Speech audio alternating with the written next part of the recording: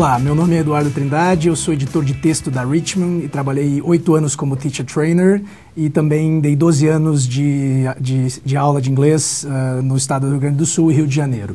E eu estou aqui hoje para falar para vocês sobre o tema de como usar glossários em sala de aula. Na verdade, existem vários motivos para a gente usar um glossário e a gente vai começar falando justamente por que utilizar um glossário. O primeiro motivo é óbvio, né? É uma forma de ampliar e fixar o vocabulário que o aluno aprende em sala de aula. O segundo motivo também é bastante claro para quem trabalha com o ensino da língua, que é a autonomia no aprendizado. A gente consegue, com o uso do glossário, fazer com que os alunos criem ou despertem essa autonomia, esse interesse por aprender em casa, por ampliar esse conhecimento em casa também. Um outro motivo bastante importante para a gente utilizar o glossário em sala de aula é a contextualização e aplicação daquele vocábulo que a gente aprendeu em um determinado texto em outros contextos. A gente consegue, então, ampliar esse espectro do uso da palavra, vamos dizer assim. E o outro motivo, em alguns casos, como a gente tem no Freeway, por exemplo, na página 180, a gente tem um glossário português e inglês, que é o inverso do normal, né? E por que isso é interessante também? Porque esse tipo de glossário ele facilita e auxilia o aluno na compreensão e mais do que isso, na redação em inglês. Então o aluno, às vezes, ele não consegue pensar na palavra em inglês, ele vai lá, ele busca, eu quero falar tal coisa. E aquela palavra está ali traduzida para ele dentro de um contexto, ele vai conseguir, então, ter uma redação um pouco mais rebuscada, um pouco mais refinada. Falando sobre, então, o uso do glossário, a gente tem, a minha sugestão aqui hoje é trabalhar com 3 atividades diferentes, sugerir 3 atividades que são super simples, algumas vocês já devem até ter trabalhado no dia a dia de vocês, mas é interessante a gente retomar e ter uma ideia de como utilizar, então, um glossário em sala de aula. A primeira é uma atividade que eu gosto bastante, é Guess How Many Words. Por que eu gosto? Porque eu acho que essa atividade ela estimula a capacidade do aluno a buscar depois, não só em glossários de livros, mas em dicionários, até a noção da ordem alfabética, a despertar essa consciência sobre a posição das palavras em um dicionário. Como é que funciona? Tu dás, na verdade, uma palavra como aim, por exemplo, e outra palavra como ask. E pede para eles imaginarem, pensarem, sem olhar em nenhum glossário nem nada, quantas palavras a gente tem entre uma e outra. Aim e ask. Então a primeira começa com A, a segunda também começa com A. Mas eles vão ter que pensar, bom, a primeira começa com AI, a segunda com AS. Quantas palavras eu posso ter entre essas duas palavrinhas num glossário do livro ou num dicionário?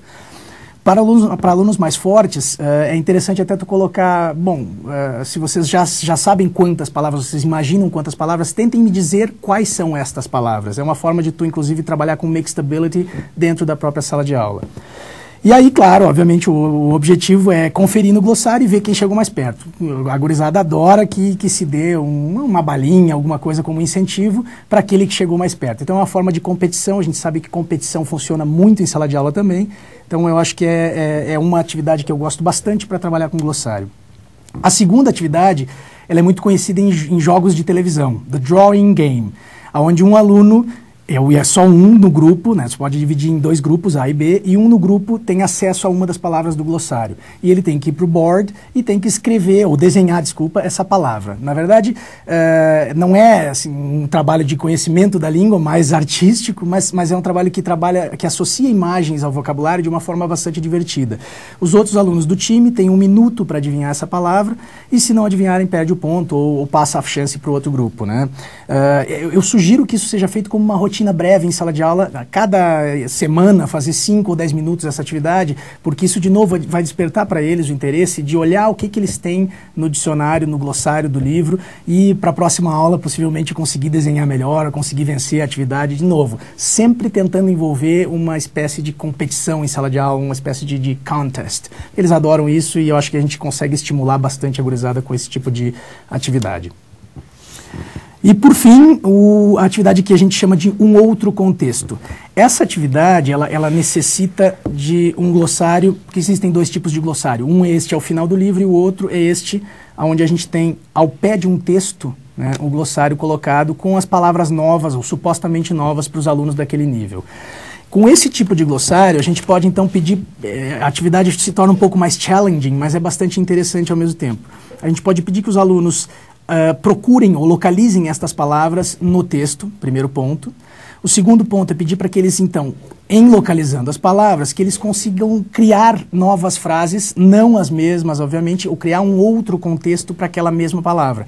Eles vão ter a tradução, eles vão ter o significado da palavra e vão ter ela aplicada em um contexto. A ideia, então, é que eles tentem aplicar isto em outro contexto. E a partir daí a gente tem que, então, sugerir que eles, criando essa frase, criem lacunas nessa mesma frase que eles criaram, onde estaria a palavra, e passem para os colegas para que eles tentem, então, preencher. Então é uma atividade bastante interessante por dois motivos. Um, estimula o aluno a raciocinar aquela palavra em outro contexto. E segundo, o aluno que pensou aquela palavra naquele contexto diferente vai passar isso para um outro aluno, tentar adivinhar que palavra é aquela que entra naquela lacuna. Porque ele não sabe exatamente quais foram as palavras que o aluno criou lacunas, né? O objetivo principal disso é a gente trabalhar, então, com a aplicação do vocabulário em novos contextos. Então era isso, acho que sobre o uso de glossário, a gente espera ter ajudado vocês com algumas atividades e a gente está aí para continuar ajudando vocês.